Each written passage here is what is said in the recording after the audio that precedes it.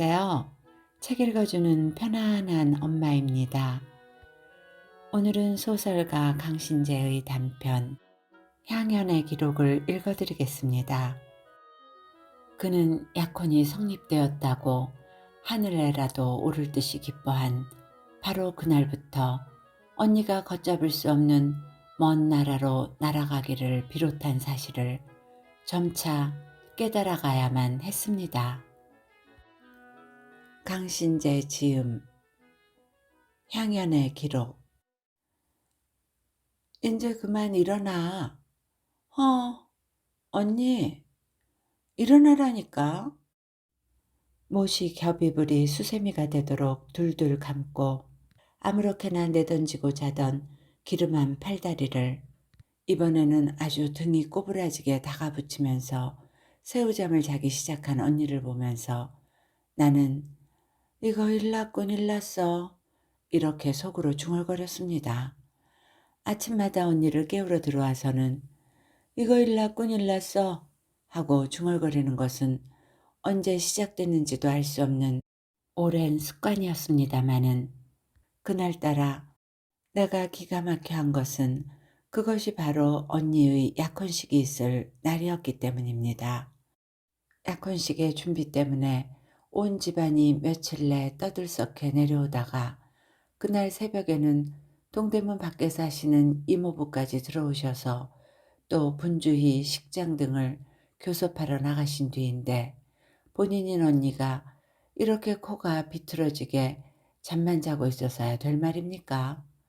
나는 어떻게 무슨 술책을 써서라도 언니가 단번에 오뚜기처럼 일어나 앉도록 하리라 마음먹고 작전을 세우고 있는 중인데 노크 소리가 나며 작은 누나, 나 그럼 되도록 3시 안으로 되어서 갈게 하고 석규가 그 조심성스러운 좀 더듬는 듯한 투로 말을 하고는 그냥 현관 쪽으로 걸어나가는 기척이 났습니다. 겨우 16이 된 중학생이면서 철이 든 어른처럼 언니나 내 방에 쑥쑥 함부로 들어오지 않는 것은 기특하다 치고 또 유별나게 말이 없어서 1년 내내 별로 제 편에서 말을 거는 일이라고는 없는 애인데 이렇게 정가를 잊지 않는 것을 보면 딴에는 오늘 일을 꽤 중요하게 생각하고 있다는 표시일 것입니다. 석규는 석규대로 축복에 가득 찬 마음으로 이 언니의 날을 맞이하고 있구나 생각하자 나는 언니의 놀랄만치 기다란 모양 있게 위로 젖혀진 속눈썹에서 시선을 떼어 대뜸 창가로 달려갔습니다. 째릉 소리가 나도록 함부로 커튼을 잡아젖혀서 눈부신 햇살이 사양없이 방으로 흘러들어오게 하였습니다. 햇살은 언니의 얼굴을 정면으로 비춰서 그 맑은 피부를 일순 장밋빛으로 물들여 보였습니다. 언니는 그래도 더 잘 속셈으로 등을 대고 빙글 돌아눕습니다. 나는 못이 겹니부를 훌훌 걷어젖히고 엷은 핑크빛 쉬미즈 위로 언니의 볼기짝을 짤깍 때렸습니다. 그래 깼어. 깼다니까. 언니는 겨우 실눈을 떴습니다. 오늘이 무슨 날인데 그래? 어머니는 벌써 해도 밝기 전에 남원떼기한테 가셨어. 남원떼기 어쩌녁에 지어가지고 온 연분홍 물겹 저고리가 꼭 들어맞질 않는다고 어머니는 연방 걱정을 하시더니만 첫새벽에 그것을 들고 나가신 것이었습니다. 그 말에 언니는 정말 잠이 깨었는지 베개에서 얼굴을 들고 약간 눈을 깜빡깜빡 하더니 도로 흥미없는 얼굴이 되며 손이 아직도 졸려 하며 다시 또 시르르 눈을 감습니다. 손이 잠을 덜 깨었다고는 늘상 하는 소리였습니다. 아마 몹시 고단할 때 손이 메시시 기운이 없듯이 잠보는 정녕 깨어나기 싫을 때에는 그렇게 느끼는 것인지요. 나는 그렇지만 사정없이 언니의 겨드랑 밑으로 손을 넣어서 침대 위에 일으켜 놓았습니다. 남은 학교도 못 가고 서둘러 대는데 고맙기도 하구나. 고무볼이 돌아오듯 언뜻 대답을 해내는 품이 별로 고맙지도 않다는 듯 파자마 윗도리를 걸치면서 목욕탕 쪽으로 나갔습니다. 언니가 나가버리자 나는 새삼스레 방 안을 휘둘러 보았습니다. 내 방에 내 책장이 놓인 위치에 책장 대신 피아노가 놓여 있을 뿐으로 침대도 거울도 옷장도 무엇 하나 다를 것이 없는 방인데도 이 방의 공기는 매우 특이한 것이 있습니다. 한 가지 이유로는 언니가 도무지 정리를 하지 않아서 양복이고 치마고 꺼내는 대로 거기 어디에다 내던져두는 탓인지도 모르겠습니다. 그래도 그것은 지저분하게는 보이지 않고 오히려 아늑하고 화려해 보이는 효과를 내고 있고 음악회의 포스터가 더덕더덕 붙은 벽 사이에 다빈치의 암굴의 마리아가 한 장 섞여 있는 것과도 미묘하게 조화되어 있습니다. 아무려나 약혼을 하고 나면 언니는 조만간 이 방에서 떠나게 될 것이요. 떠나기 전에라도 방 안의 공기가 다소 달라질 것은 사실입니다. 두루 그런 생각을 하며 창가에 놓인 언니의 책상 위를 바라보았습니다. 학생이면서 책가방 하나 갖고 있지 않은 언니의 책상 위에는 노트가 두어 권 변명처럼 놓여 있을 뿐 그 밖에는 자잘한 화장품들이 외국 여배우의 화장실 마냥 수두룩히 흐트러져 있습니다. 요즘과도 달라 외국 화장품이 그리 흔하지도 않던 그때이라 그것은 꽤 사람의 눈을 끄는 것이었습니다만 언니는 그렇다고 부지런히 화장을 하는 것도 아니었습니다. 대개는 나보다도 수월하게 크림이나 바르고는 치우곤 합니다. 모순이라면 언니의 피아노 공부도 그렇다고 할 수 있어 도무지 근면히 하지는 않는데 그래도 우수한 학생이라고 교수들은 말합니다.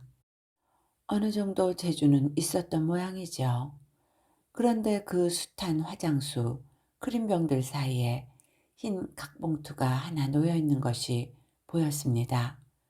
이름이 바로 보이지는 않았지만 나는 그것을 보낸 사람을 곧 짐작할 수 있었습니다. 바로 오늘 언니와 약혼을 하려는 김정수라는 S대 학생인 것입니다. 그는 지난 가을 언니를 알게 되고부터는 열정적인 구애를 계속하여 와서 얼마 전에는 자살을 기도한 일까지 있었더랬습니다.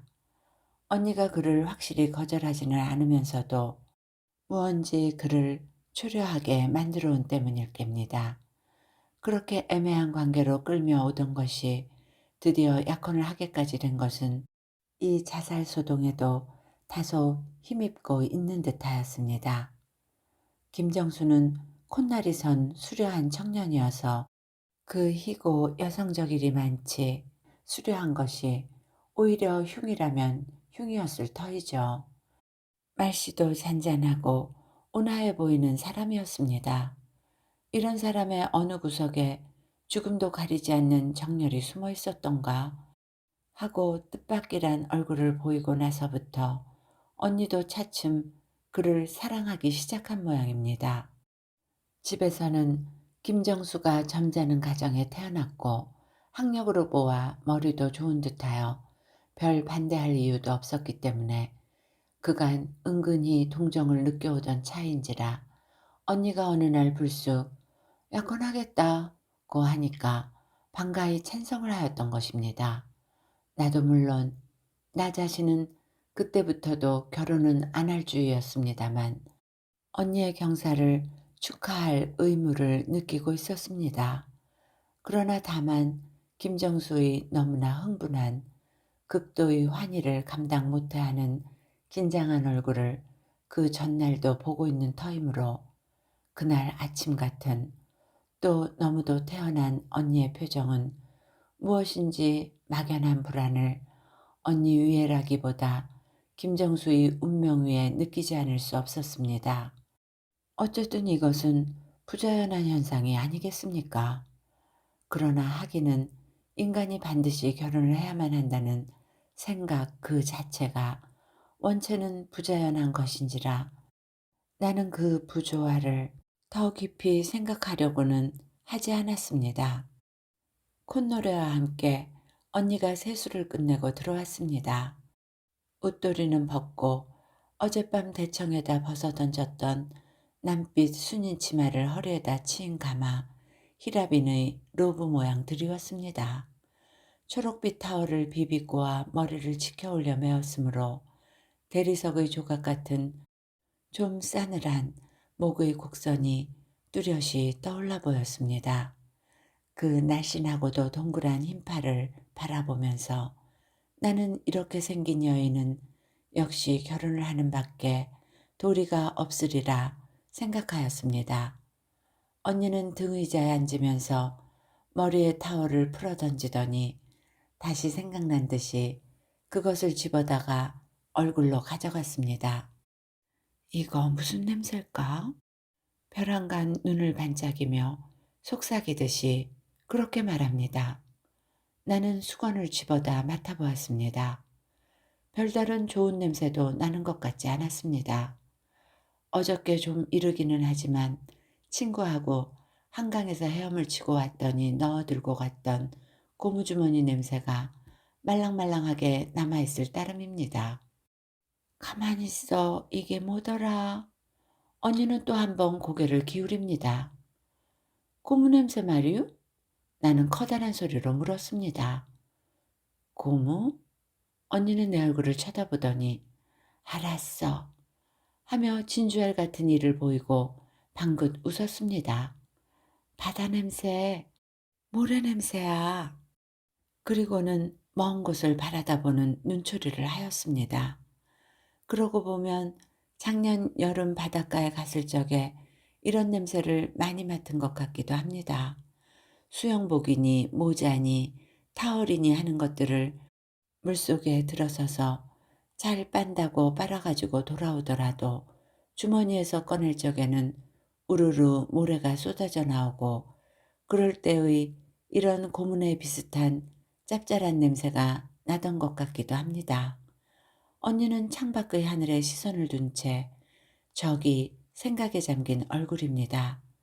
그때 흘깃 내 머릿속으로 그 해안의 흰 파도와 함께 박이라는 사람의 모습이 떠올랐습니다. 그도 역시 서울의 대학생으로 T에 체류하는 심사일 동안에 우리 집 식과 목례쯤은 하게 되어 있었더랬습니다. 그러나 물론 이 물거품 같은 너무도 담담한 관계의 기억은 지금도 역시 물거품같이 내 머릿속에 떠오르는 즉시에 사라져버리지 않을 수 없었습니다. 언니가 서로 그때 그 사람에게 호의와 같은 것을 느꼈었다 할지언정 그 사실이 지금 와서 무슨 효력을 발휘할 수 있을까요? 작년 가을까지도 일면식이 없던 김정수란 사람과 약혼을 하느니 하는 일만 하더라도 내 머리로는 끔찍한 기적으로 보이는 터입니다. 그래, 어쨌든 준비를 하구려 미용원에 가오? 하고 나는 지극히 속되기는 하나 또 지극히 당연하기도 한 말을 물어뜨렸습니다. 언니는 흘깃 나를 건너다 보더니 짐짓 말을 떼어놓기를 학교에 나갔다가 바로 갈 테야. 나는 잠깐 어안이 벙벙해졌습니다. 절대로 가져본 일이 없는 약혼식이란 것에 대한 경의를 이번에만은 억지로라도 표하느라고 단념하기 힘든 역사 철학의 세미나까지를 빠질 결심이었던 나는 새삼스레 내 입장을 반성하지 않을 수 없었습니다.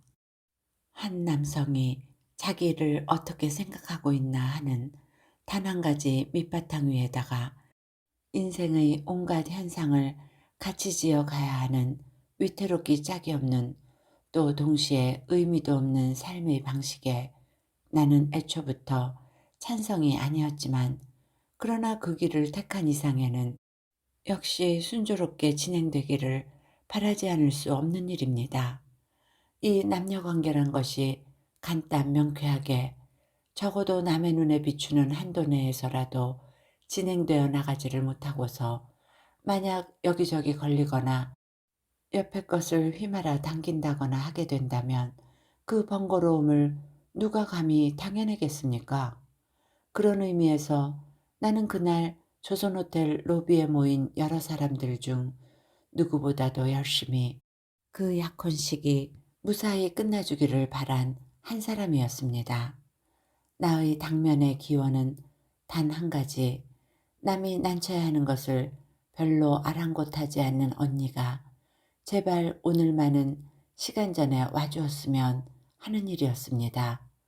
언뜻 생각해서 황당무계한 근심 같기도 합니다만 그날 아침 별로 신명이 나지 않아 하던 언니의 낯빛으로 보아서 그러한 우려가 없지도 않을 것으로 나는 단정을 한 것입니다. 아니 최악의 경우를 상상한다면 그만 안 오고 말 수도 있습니다. 그렇게 되면 대체 어떤 사태가 벌어지겠습니까? 나는 꽃과 은그릇과 유리그릇들로 아름답게 준비된 로비 안을 둘러보았습니다. 그리고 검은 세비로에 흰 꽃을 단 김정수의 얼굴을 바라다 보았습니다.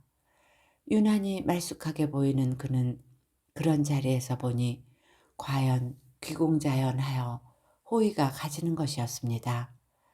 회색 양복을 입으신 풍채가 당당한 아버지, 옷을 갈아입혀 보시겠다고 큰 상자를 화장실에 놓고 기다리시는 어머니, 뜻도 없이 홀을 가로질러 오락가락 하시는 이모부, 그리고 역시 비슷한 표정을 한 김정숙 견의 사람들, 흰 옷에 검정 보타이를 하고 꼿꼿이 서 있는 웨이터들, 마지막으로 빳빳이 풀을 먹인 학생복을 입고 구두까지 어디선지 반짝반짝하게 닦아시는 석규가 들어오는 것을 보자 나는 몰래 빠져나와 정문 밖으로 나갔습니다.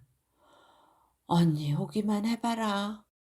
볼기짝을 짝 하고 때려주려던 처음 생각은 시시각각 사라져버리고 이제는 그냥 절이라도 할 것 같은 초조한 마음이 되면서 나는 시청 쪽 길을 바라보고 또 치대 쪽을 주시하며 언니가 나타나 주기를 기다렸습니다. 하늘은 부드럽게 흐려 있어 무디게 빛나는 구름들이 천천히 흐르고 살랑바람이 플라타너스 잎을 흔들고 있었습니다. 10분 전이 되었습니다. 나는 한숨을 쉬고 호화로운 커튼이 너블거리는 호텔의 창문께를 할 일 없이 바라다 보았습니다. 그리고 고개를 돌리니까 그제서야 시청 앞에서 꺾어드는 길 위에 언니가 나타났습니다. 흰 블라우스에 검은 서큘러 스커트, 음악회에 갈 적에 잘하는 옷차림을 하고 한쪽 옆에 악보 같은 것을 낀 언니는 별 바쁠 것도 없다는 듯이 사뿐사뿐 다가오고 있었습니다. 언니의 모습을 보자 조금까지의 마음을 다시 뒤집어서 역시 볼기짝을 딱 때려주기로 마음먹고 잔뜩 벼르고 있었습니다. 그런데 말입니다. 그 플라타너스 미끼를 내 앞에 이르기까지 그 거리는 아마 7, 80m나 남아 있었을까요? 불과 얼마 안 되는 그 거리 사이를 언니는 그만 무사히 건너지를 못한 것입니다. 일체의 번거로움이 사양없이 말한다면 일체의 우연한 번거로움이 소위 정열이란 것의 소산인 줄은 나도 미리 알고 있었습니다만 그 정열에 우연히 한 몫이 끼어들어서 적은 구물을 던져주곤 하는 것이라고는 나는 그때 비로소 깨달았습니다. 바로 조금 전에 한 사람의 청년이 곤색 컬러 셔츠 바람의 멋진 체격을 가진 청년이 무언지 우울한 듯이 조금 고개를 떨어뜨린 자세로 내 앞을 지나쳐 갔더랬습니다. 그는 언니가 오는 쪽으로 걸어가 그들은 서로 스치고 지나려고 하였습니다. 그 순간 두 사람의 발은 화석인 듯 그 자리에 붙어버리고 말았습니다. 무언지 심상찮은 쇼크가 그들을 그렇게 만든 것이 분명하였습니다. 한참 후에 그들은 서로 고개를 수그리며 인사를 하였습니다. 고개를 수그리는 그동안에도 그들의 시선은 상대방의 얼굴에서 떨어지지를 않았습니다. 언니가 먼저 웃으면서 무엇라고 이야기를 시작하더니 상대도 따라 흰니를 보이면서 웃었습니다. 이어 그들은 아까보다 좀 더 정중한 인사를 교환하고 헤어졌습니다. 그런데 세 발짝도 안 걸어서 언니의 발은 멈춰졌습니다. 그 사람도 걷지 않고 돌아다 보았습니다. 그들은 다시 한번 마주섰습니다. 놀란 것은 조금 후에 그들이 함께 나란히 서서 이리로 걸어오는 일이었습니다. 그렇게 또 세상에도 느린 걸음걸이입니다. 주위를 온통 잊어버리고 만 듯 무엇인지 황홀한 빛을 띤 언니의 얼굴이었습니다. 곤색 컬러 셔츠의 청년은 아까 보았을 때도 흘낏 생각이 날 듯하다 말았습니다만 언젠가 바닷가에서 만난 박이라는 학생이었습니다. 그는 김정수처럼 곱살하게 생기지는 않았으나 남성적인 매력이 오히려 그보다는 낫다고도 할 꿋꿋한 윤곽의 얼굴을 한 것을 나는 처음으로 곰곰이 뜯어보았습니다. 그도 역시 입을 굳이 다물고는 있으나 저기 반가운 빛이 역력하였습니다. 아마도 바닷가 이래로는 최초의 해우가 하필이면 지금 이 장소이었다는 말인 듯 했습니다. 호텔의 정문 가까이 오더니 그들은 저편길을 걷고 있었습니다. 언니는 나에게 일별도 주지 않고 그냥 중국인 거리 쪽으로 구부러져 버렸습니다. 나는 긴 한숨을 쉬었습니다. 중국인 거리로 구부러져 들어간 언니는 대체 어쩔 심산인지 모릅니다. 나는 모처럼 스무스하게 골인하기를 원하던 언니의 결혼에 대한 생각을 철회해 결혼이란 역시 안 하는 게 좋다는 나의 지론으로 돌아와 버렸습니다. 그렇게 나의 세계로 돌아와 놓으니까 한결 마음이 편해져서 그럼 이 일이 어떻게 되려는지 구경이나 하자 하고 그 자리에 서 있었습니다. 조금 있자니까 안으로부터 이모부가 헐레벌떡 뛰어나오셨습니다. 이게 대체 웬일일까? 하고 얼굴이 빨개서 물으십니다. 나는 하는 수 없이 빙그레 웃어 보였습니다. 택시! 택시! 이모부는 둘레둘레 사방을 살피면서 학교로 가봐야지 하십니다. 학교 거정요? 그만두세요. 이제 올 테죠. 그래도 성미가 겁겁하신 분이라 팔을 내둘러 지나가던 차를 집어타시고는 힝하니 달려가 버렸습니다. 뒤이어 김정수의 친구 하나가 나왔다가 이 편은 거리 쪽을 쭉 한번 훑어보고는 멋쩍게 뒤돌아 들어갔습니다. 그때 비로소 언니는 재빠른 걸음으로 중국인 거리에서 나왔습니다. 혼자였습니다. 오더니 손에 있던 쇼팽의 연습곡집을 내 가슴에 꾹꾹 누르듯이 떠안기고서 쓰다 달단 말도 없이 호텔 안으로 뛰어들어갔습니다. 몸을 돌릴 때에 장미꽃 같은 화려한 웃음을 떨구었습니다만 그것은 물론 나에게 준 것이 아니라 자기 혼자의 것이었습니다. 나는 쇼팽의 연습곡을 안고 어슬렁어슬렁 마당을 걸어갔습니다. 학교에서 합동 강의 같은 것이 있을 때 강사가 입을 때려 하는 바로 그 순간에 미끄러져 들어와 자리에 앉는 언니를 가끔 보곤 합니다만 자기의 약혼식에도 꼭 같은 모양으로 도어를 뛰어드는 뒷모양이 보였습니다. 식이 반나마 진행된 무렵에서 나는 로비로 들어갔습니다.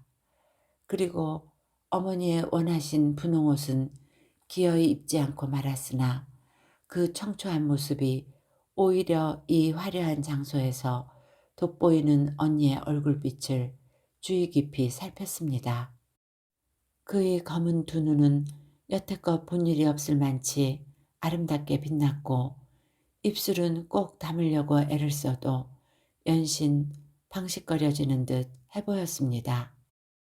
그는 목사님의 축복을 받는 순간이나 손님들에게 고개를 숙이는 도중에라도 가슴이 부풀어 오르는 듯이 몰래 큰 숨을 쉬곤 하였고, 가끔 저 혼자 먼 곳을 바라다보는 듯한 눈초리도 지었습니다.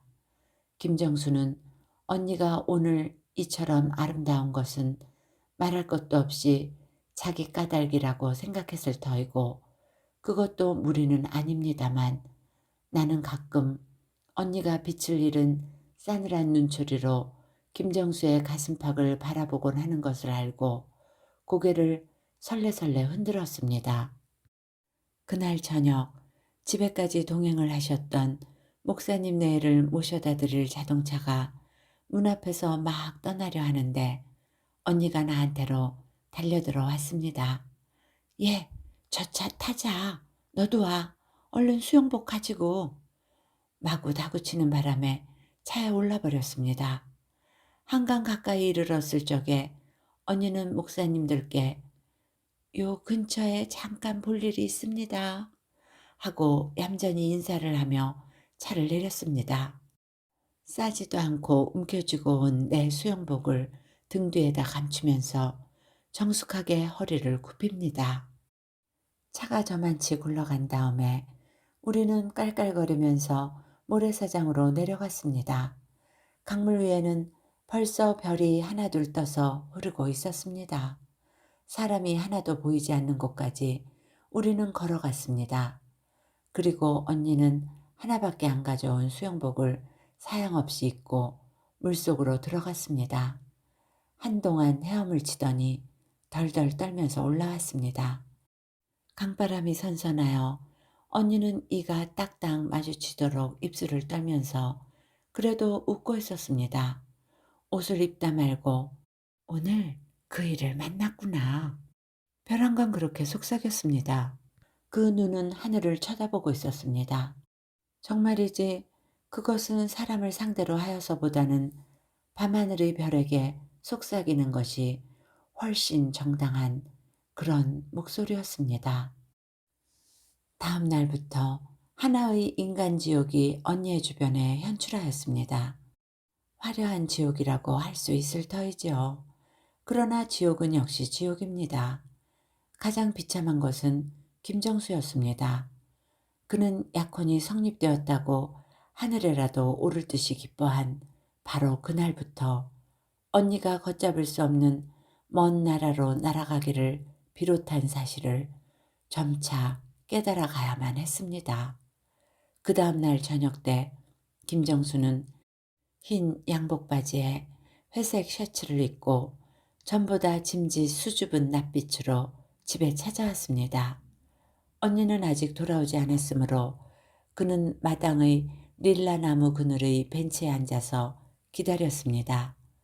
나는 그에게 라디오도 들어다주고 시원한 마실 것도 내어가고 하였습니다만 어딘지 내 약한 시선 속에 희망다운 것을 품고 조용히 휘파람이랑 불고 있는 여벌구를 바라보니까 언짢은 생각이 들었습니다.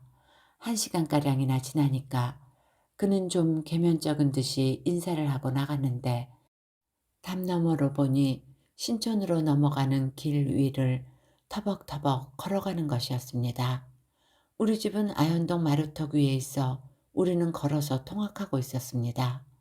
그러고 나서 5분도 안 가서 언니는 택시로 돌아왔는데 방금 김정수가 나갔다고 하여도 흥 하고 귀담아 듣지도 않았습니다. 이렇게 언니는 그를 위해 시간을 내어두는 일이 없어져 갔는데 어쩌다 마주치게 되는 날이라도 약속이 있어서 하고 모처럼 자리 잡고 앉은 그를 남겨놓고 예사로 외출을 하는 것이었습니다. 그래도 상대가 되어주는 날도 없지는 않아 그런 중에 김정수는 차차 사태가 어찌 되어가는지를 짐작하게 되었을 것입니다.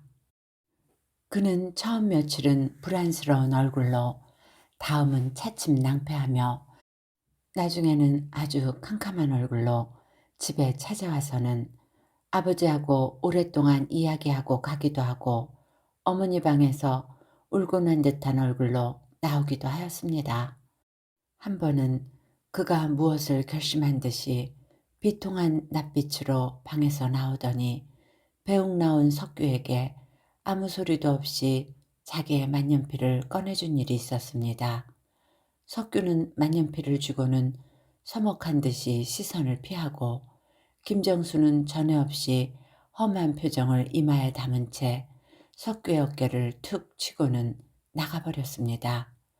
응접실 창너머로 내어다보던 나는 그는 이제 그만 단념한 것인가 보다 하고 눈물이 날 지경이었습니다. 그러나 그렇게 언니의 얼굴은 변변히 보지도 못하면서도 김정수는 그냥 집에를 들락날락 하고 있었습니다. 박관호. 그는 이런 이름이었습니다마는 이도 결코 안온한 위치에 있지는 않았습니다. 이미 다른 곳에 약혼을 하고 있는 여성을 가로채어 자기의 것을 만들자는 것이니까요. 하기는 그는 그만치 대담하기도 하고 의지도 강해 보여 투지만만한 그 남성적인 생김새에 적이 믿음직해지는 적도 있었지만 어쨌든 아버지 어머니의 마음가지를 새로 흔들어 공공연하게 교제를 하자고 들고 보면 수월한 노릇은 아니었을 것입니다. 그러나 그는 여하간 김정수를 능가하고 집에를 드나들게 되었습니다. 그리고 언니하고는 산보를 하고 영화를 보고 가끔은 식사도 가족과 함께하고 하였습니다. 그러면서 언니는 여전히 약혼을 해소하지는 않고 있는 것이었습니다. 박관호의 선이 굵은 감정은 나를 거듭할수록 마구 활활 달아올라가는 듯 해보였습니다. 언니의 약혼식으로부터 2, 3주일 지난 어느 오후였습니다. 그날은 흐린 날씨가 곧 비라도 쏟아질 듯 하면서도 그대로 습기 머금은 바람이 설레고 있었습니다. 그런데 2시쯤 하니까 시내에 나갔던 가족들이 제가끔 돌아오면서 거리는 계엄령이 내려서 삼엄하다고들 말을 합니다. 38선의 소요와 계엄령은 번번이 경험하는 터인지라 그다지 놀라지도 않고 드러누워 있었습니다. 나는 그날 감기가 들어서 아침부터 집에 박혀 있었습니다. 그보다도 나는 한참 전에 밖에서 함께 돌아오더니 그대로 정원한 찔레 덤불 사이로 숨어버린 언니와 박간호의 일이 궁금하다면 하였던 것입니다.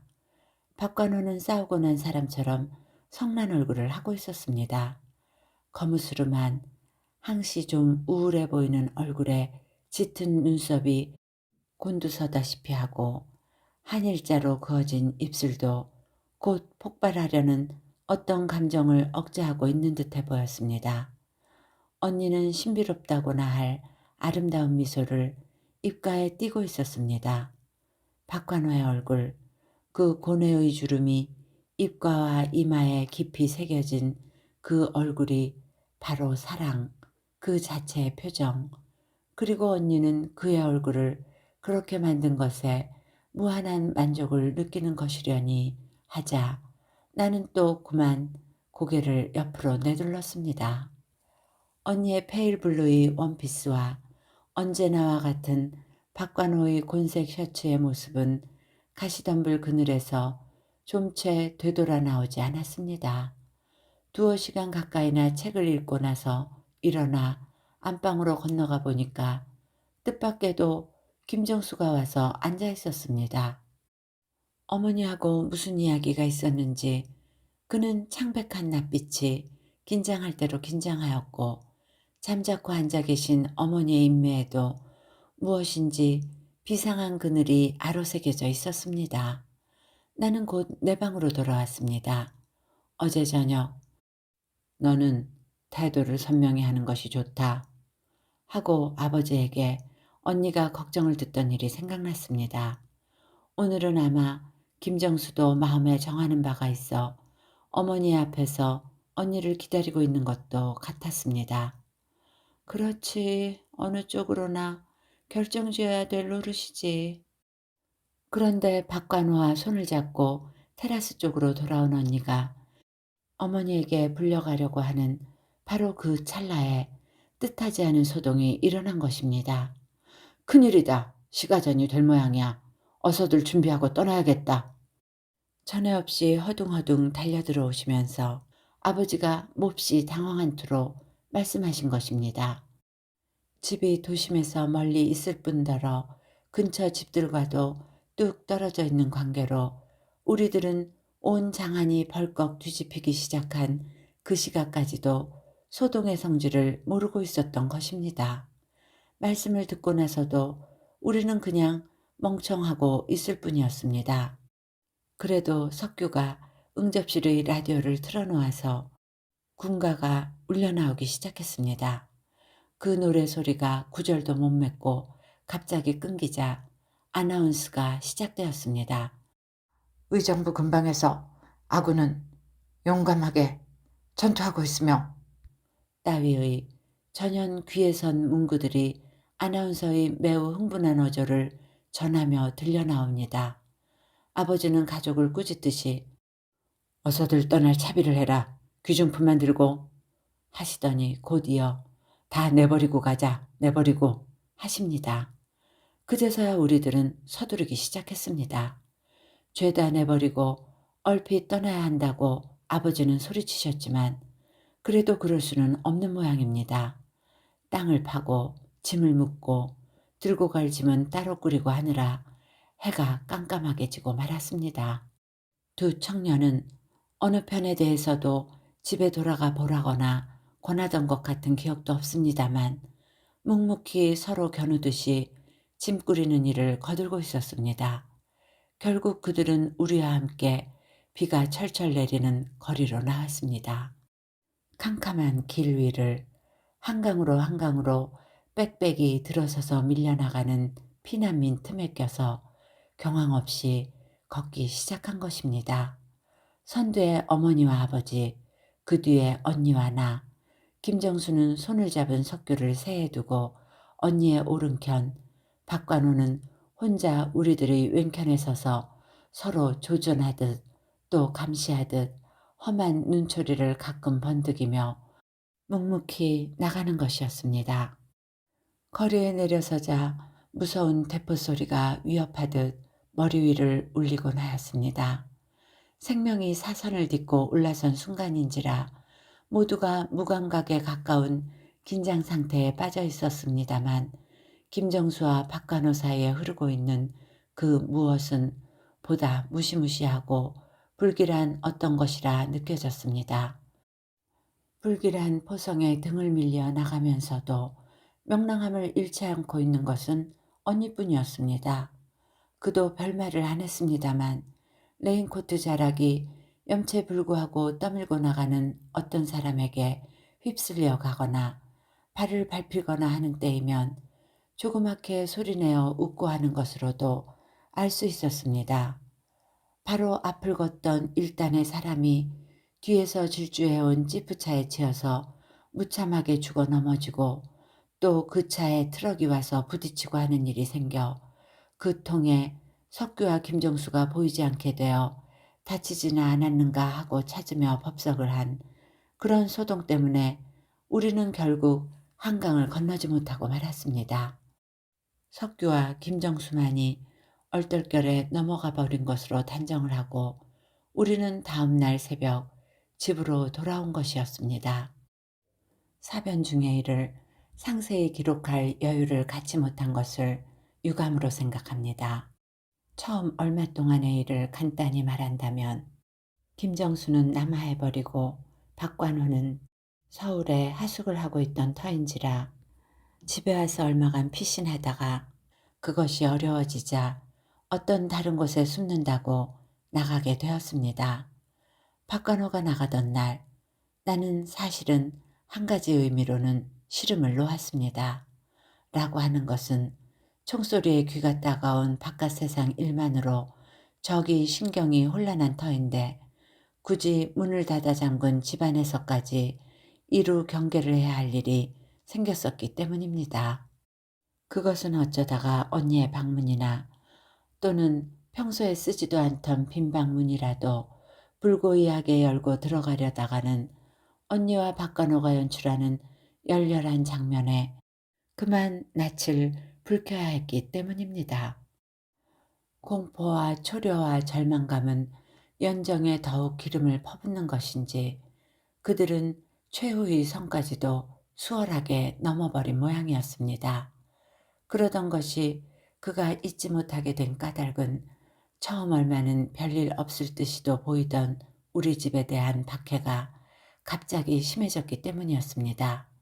괴뢰군은 아버지를 체포하려 하고 저택은 송두리째 내놓으라고 위협하였습니다. 아버지는 박관호하고는 방향이 다른 어떤 지인의 집에 가서 숨으셨습니다. 우리는 사용하고 있던 양관을 그들에게 내놓고 정원을 격한 낡은 기와집으로 옮겨들었습니다. 침입한 적군과 한마당 안에 산다는 일이 저기 겁나는 일이었습니다마는 그렇게 되고 보니 가 있을 곳이라고는 없었고 섣불리 도망을 다니다가는 숨어 계신 아버지와 그리고 박관호에게도 음식을 해나를 수도 없었기 때문입니다. 뒷문을 빠져나가 남모르게 보자기에 싸서 장바구니에 넣은 진지 그릇을 나르는 이외에는 우리는 되도록 외출을 삼갔습니다. 마당 건너 공산군에게 얼굴을 보이기를 특히 겁내했던 것입니다. 박간호에게는 언니가 전용으로 하루에 2번씩 가져가고 있었습니다. 2개월이 지났습니다. 처음에는 상상하지도 못했던 격심한 폭격이 매일같이 계속되고 우리 집에 들어있는 공산군들의 눈초리는 나날이 험악해 가기만 하던 무렵이었습니다. 도시락에 담을 굴비를 뜯으면서 언니는 "얘, 요샌 우리 굴비만 먹지?" 하였습니다. "어, 얼굴이 굴비처럼 되어버리겠다." 나는 얼굴을 들고 함께 웃었습니다. 그 굴비라는 것도 이제는 1~2개밖에 남지 않았으니 호박죽과 함께 먹을 수 있는 것도 내일까지일 것입니다. 별로 멀지도 않은 곳에서 끊임없이 폭발하는 소리가 들려왔습니다. "정말이야. 그이도 굴비 닮아왔어." 언니는 혼잣말처럼 계속하였습니다. "기운이 빠지니까 얼굴이 미워." 이번에는 언니 혼자만 깔깔 소리를 내며 웃었습니다. 언니가 옷을 갈아입은 것을 보고 나는 적이 놀라서 이렇게 말하지 않을 수 없었습니다. "아니 그걸 입고 나갈 참이유?" 어, 태연하게 머리에 솔질을 하기 시작합니다. 세상이 죄다 허름하게만 차리게 되고 아름다운 옷이라고는 있다는 생각조차 위험시하고 있는 처지인데 언니는 짙은 로즈빛의 꽃무늬가 있는 크래프트신의 원피스를 입고 파티에라도 가듯 머리를 어깨에서 물결치게 하고 있는 것 아닙니까? "이런 옷도 덜어 입고 싶어졌어." 거울 앞에 서서 뒷모양을 보는 것이었습니다. "그리고 저쪽 동무 말야 시골뜨기니깐 약간 놀랄걸." 나는 상대할 기운도 마음도 없어 그냥 일어나 부엌으로 나갔습니다. 저쪽 동무란 양관에 들어있는 젊은 괴뢰군 장교 하나를 가리키는 말입니다. 그는 그중 좀 멀쑥하게 생겼고 키도 컸습니다만 실은 나는 그 얼굴을 자세히 본 일은 없었습니다. 그는 언니가 그의 앞을 지나갈 때면 얼굴을 붉히면서 눈을 피한다는 것이었습니다. 언니는 그것을 재미나다고 하며 그 후에도 덜어 다른 옷을 갈아입고는 일부러 정원 구석지에 있는 샘터에까지 물을 길러 가기도 하였습니다. 국군이 입성하던 직전의 밤, 그때까지 근근히 무사했던 우리 동네 일대가 드디어 화염에 쌓인 그 밤의 일입니다. 폭탄이 떨어지기 조금 전에 그 장소가 지극히 위험하다고 깨달은 나는 한시바삐 그곳을 떠나 아버지 계신 곳으로 가야겠다고 서두르기 시작했습니다. 마당 건너 괴뢰군은 어느새 그림자도 없이 사라져 버렸습니다만 한가운데 담장처럼 쌓아 올린 드럼통의 그림자가 어찌도 그리 무시무시하게 비치겠습니까? 박간호에게 가서 돌아오지 않는 언니를 기다리다 못해 어머니와 나는 한 걸음 먼저 아버지한테로 가기로 했습니다. 폭탄이 터지는 거리는 걷고 있는 사이에도 차츰차츰 다잡아오는 듯 했습니다. 어머니를 모셔놓고 나는 그 걸음으로 박관호에게 달려갔습니다. 언니는 방금 돌아갔다 하기에 또 집을 향하여 줄다름을 쳤습니다. 바로 곁의 집이 파괴되어서 불길이 캄캄한 하늘로 뿜어올리고 있었습니다. 숨이 턱에 닿아서 대문으로 뛰어든 나는 그만 화석인 듯이 서버렸습니다. 너무나 놀라운 광경을 목격한 것입니다. 부엌문 어구에 등을 찰칵 붙이고서 거머리처럼 달라붙어 선 것은 언니였습니다.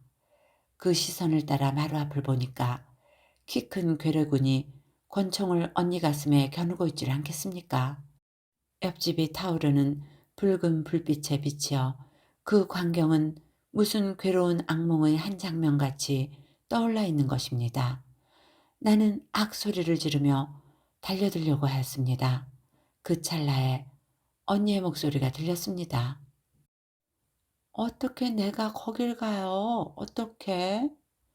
보통 때보다 더욱 느릿느릿 땅 위에 떨구듯 구울리듯 하는 그 목소리에는 아무런 공포도 섞여 있지 않을 뿐더러 오히려 고무볼 같은 탄력과 교태 비슷한 음향조차 섞여 있지 않겠습니까?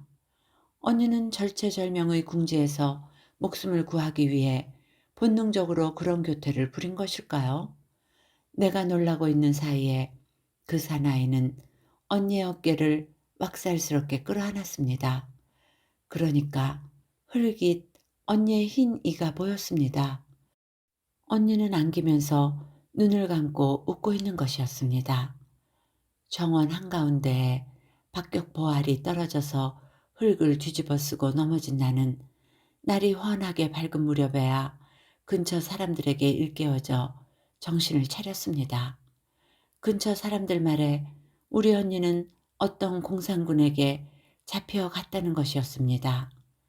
전쟁이 일단락 지어진 무렵 우리는 여러 가지 슬픈 사정의 소지자가 되어 있었습니다. 첫째, 반드시 남아하여 살아있을 줄 믿었던 석규가 내내 행방불명인 일이었습니다. 김정수의 생사도 마찬가지로 모호했습니다. 명륜동에 있던 그의 집은 전화를 면하였습니다마는 식구가 모조리 흩어져서 남은 사람들이 찾기는 하였어도 허사였다는 이야기였습니다. 박관우는 입대하여 일선에 갔지만 언니가 폭사한 줄만 알고 있으니 이도 슬픈 착오가 아니겠습니까? 언니가 전연 억울하게 끌려간 줄로만 여기시고 날마다 우시는 어머니를 볼 때마다 나는 한결 복잡한 심경입니다. 그런데 며칠 전입니다. 상인들이 북적대는 시장 가운데서 무엇을 사는 것도 아니고 파는 것도 아닌 그저 어째서랄 것도 없이 어정되고 있던 노타이에 작업복을 입은 사람을 만났습니다. 그 허름한 차림의 남자가 김정수였습니다. 김정수는 내 얼굴을 보자 어찐 셈인지 달아나 버릴 듯이 등을 돌렸습니다. 하지만 내가 그를 놓칠 까닭이 있겠습니까? 그는 우리 집으로 가자고 하는 나의 소청을 완강히 거절하였습니다. 하는 수 없이 가까운 곳에 있는 밀크홀에 마주 앉아 이야기를 듣기로 했습니다만 그는 첫눈에도 노멀하지가 못해 보였습니다. 석규의 일을 그는 도무지 기억할 수가 없는 모양이었습니다. 이리 묻고 저리 묻고 하여도 결국 명확한 대답을 얻을 수는 없었습니다. 언니의 이야기를 그는 이렇게 하였습니다. 저런 좀 못 미쳐. 거기 벌판에서 만났어요. 거기 풀밭에 앉아서 꽃을 뜯고 있었어요. 나는 그의 억양이 매우 이상한데 우선 섬찟해지지 않을 수 없었습니다. 묻고 또 캐묻고 하여 아마 그는 남한 어대에서 의용군에 붙들려 철원 너머까지 갔다가 되돌아오는 길에 언니를 만났다는 말인 듯 하였습니다. 그래, 남으로 갈까? 북으로 갈까? 남으로 갈까? 북으로 갈까? 언니가 혼자서 말이에요. 남으로 갈까? 북으로 갈까? 꽃잎을 하나씩 뜯고 남, 북, 남, 북. 그러고 앉아 있었어요. 듣고 보면 언니는 전에부터 꽃 이파리를 뜯어가며 점을 치는 버릇이 있었더랬습니다. 들국화요. 보랏빛 많이 펴있지? 날 보고 웃더니 남으로 갈까 북으로 갈까 대답도 안 하고 그래서 그는 벼랑간 여지까지의 소심한 눈초리를 버리고 광폭한 표정이 되었습니다. 나는 등골이 오싹해져서 의자를 뒤로 물리면서 그의 눈자위를 살폈습니다. 결코 상상력이 풍부한 편은 못 되는 나입니다만 그때 나는 김정수의 흐릿하게 풀린 눈자위 속에서 몸서리 나는 광경을 그리지 않을 수 없었던 것입니다. 그는 언니의 목을 졸라 죽여버린 것이나 아닐까요? 혹은 돌로라도. 순간 눈을 감아버린 나에게 그는 갑자기 귓속말로 이렇게 덮고 잔다 하면서 두 손을 너블너블 움직여 보이는 것이었습니다. 석괴의 소식을 혹시나 들을 수 있을까 하여 나는 오늘도 김정수가 어정되는 시장으로 가보려고 하고 있습니다.